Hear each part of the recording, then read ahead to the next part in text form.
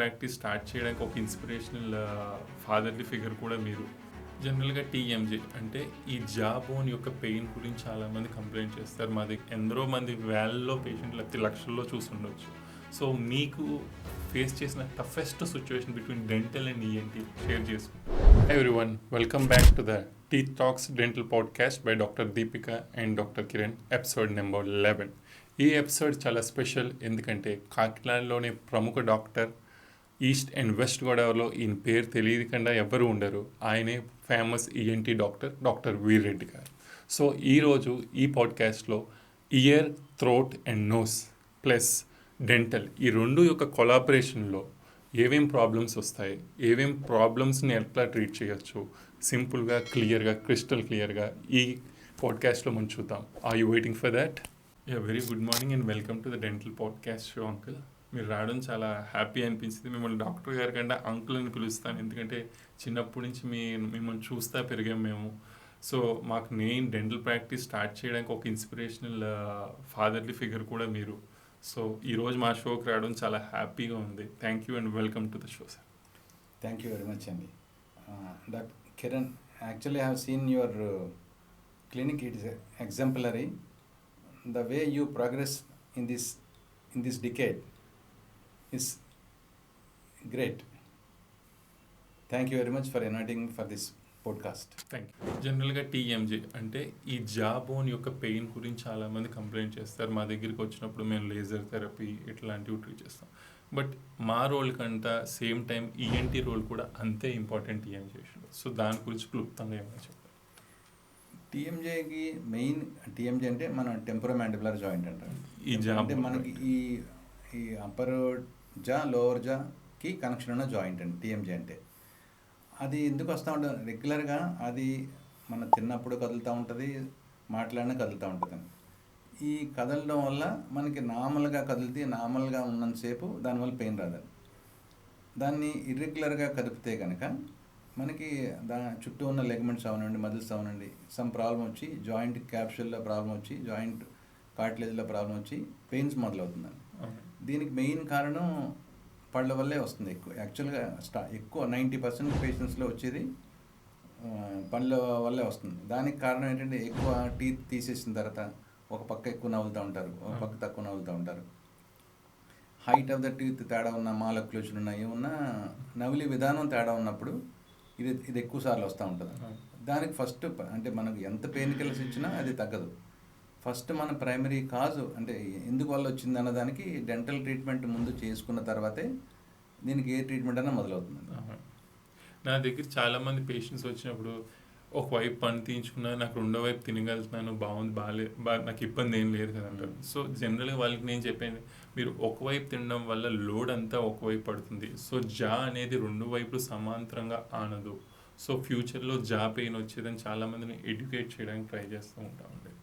రియల్గా అది చేయాలి అందరికీ కూడా. ఇప్పుడు పన్ను చాలామంది పేషెంట్స్ తీయించుకోవడం వరకు శ్రద్ధ పెడతారని, తర్వాత దాన్ని ఫిల్ చేయడానికి శ్రద్ధ పెట్టరు.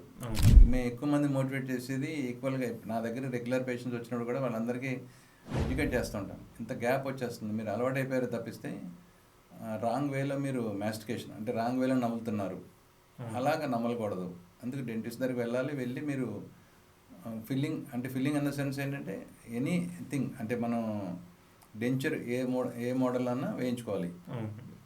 జనరల్గా మనం ఆవలించినప్పుడు గట్టిగా ఒక్కోసారి కూడా ఈ పెయిన్ వస్తుంది, లేదంటే కొరికినప్పుడు క్లిక్ అని సౌండ్ వస్తుంది. అంటే మీరు టీఎంజే ప్రాబ్లం ఉండే అవకాశాలు ఉన్నాయి. ఒకసారి మీ దగ్గరలో ఉన్న డెంటిస్ట్కి వెళ్ళి చూపించుకోవాలి.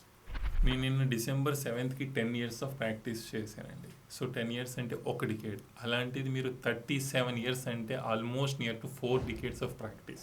సో 4 decadesలో ఎందరో మంది వేలలో పేషెంట్లు లేకపోతే లక్షల్లో చూసుండొచ్చు.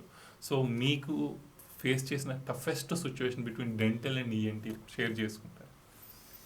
యాక్చువల్లీ మేము చూసిన కేసెస్లో డిఫికల్ట్ కేసెస్ ప్యాలెట్ మీద అంటే అంగుడు మీద యాబ్సెస్లు వచ్చినప్పుడు మాకు రిలేటెడ్గా ఒక డెంటల్ సర్జన్ ఉండేవారు.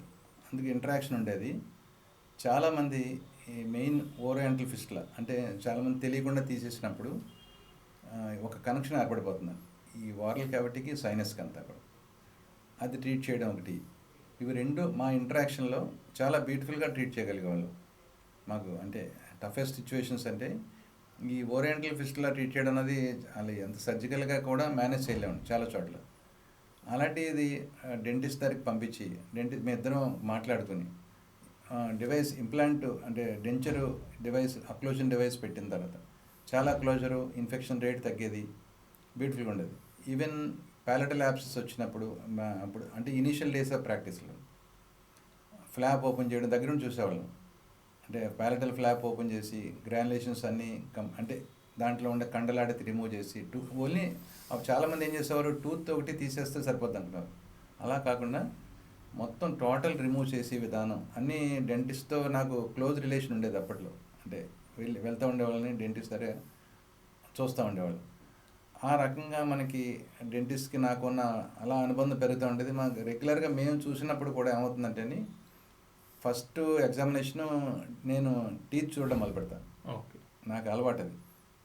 చూసిన తర్వాత డెంటల్ హైజీన్ బాగోపోతే ఇమ్మీడియట్గా మీరు డెంటిస్ట్ దగ్గరికి వెళ్ళాలని, అంటే నా ప్రాబ్లం తర్వాత చూస్తాను, డెంటిస్ట్ దగ్గరికి వెళ్ళమని చెప్తాను నేను. అంటే ఈ టీత్ మాలక్యులేషన్ వస్తున్నాయి, ఇది వాళ్ళు చాలామంది అంటే నేను మీ ప్రాబ్లంకి వచ్చాను అంటారు. అయినా సరే నెక్స్ట్ స్టేజ్లో డెంటిస్ట్ దగ్గరికి వెళ్ళాలి అన్న మాట నేను అవేర్నెస్ క్రియేట్ చేస్తుంటాను. ఆ రకంగా నాకు డెంటల్కి మధ్యన అనుబంధం ఈ 4 డికేడ్స్లో చాలా బాగుంటుంది. అంటే రియల్ టఫెస్ట్ కేసు అన్నది మనం అంటే అన్నీ నా ఉద్దేశంలో రెగ్యులర్ చూస్తూ ఉంటాం. అంటే ఇన్స్టిట్యూట్లో టఫెస్ట్ కేసు ఉంటే తప్పిస్తే నా రెగ్యులర్ ప్రాక్టీస్లో రెగ్యులర్ కేసులు కూడా ఫాలో అవుతూ ఉంటాను. బాగుంటుంది అంతా. సో మీ సక్సెస్కి మెయిన్ పాయింట్ ఏంటంటే పేషెంట్ని పూర్తిగా వినాలని. పేషెంట్ చెప్పేది యాక్చువల్లీ వాళ్ళు చెప్పి బాధలన్నీ హిస్టరీ వింటే సగం డిసీజ్ డయాగ్నోస్ అన్నది మనం వాళ్ళ పేషెంట్ చెప్పేది వినడం వల్లే తెలిసిపోతుందంట. అది వినకుండా సగం మన టైం లేదని వదిలేసినప్పుడు ఎప్పుడూ మిస్డయాగ్నోస్ అవుతాను ఉంటాయి కారణం. ఇప్పుడు సేమ్ మనకి ఇయర్ పెయిన్ అని వస్తారు, వాళ్ళు పేషెంట్ పూర్తిగా వినాలి, వాళ్ళు చెప్పేది వింటే మనం డయాగ్నోస్ చేయడానికి ఉంటుంది. ప్లస్ పేషెంట్కి జస్టిఫై చేయడం ఏ డిసీజ్ ఎంత బాధతో వచ్చిన వాళ్ళని మనం మన పరిధి వరకు డయాగ్నోస్ చేసి మన పరిధి కానప్పుడు డెఫినెట్గా మనం ఏదో పేషెంట్ వచ్చాడు వదలకూడదన్న కాకుండా జెన్యున్గా ఈఎన్టీ ప్రాబ్లం కానప్పుడు డెంటిస్ట్ దగ్గర పంపించాలి, డెంటల్ ప్రాబ్లం కానప్పుడు ఈఎన్టీకి పంపించాలి. ఇది మన యాక్చువల్గా దీని యొక్క ఉద్దేశం కూడా. ఈ స్పెషల్ క్వశ్చన్ డెంటిస్టుల గురించి అడుగుతాను. చాలామంది యంగ్ బడ్డింగ్ డెంటిస్టులకి ఈ ప్రాబ్లం మనం ట్రీట్ చేయాలా లేకపోతే ఈఎన్టీ డాక్టర్కి రిఫర్ చేయాలా అనే డౌట్ ఒకటి చాలా కామన్గా ఉంటుంది. సో అసలు ఎలాంటి పేషెంట్స్ని మేము ఈఎన్టీ డాక్టర్స్ రిఫర్ చేయాలి? ఇది చాలా మంచి క్వశ్చన్ అడుగుతున్నారు.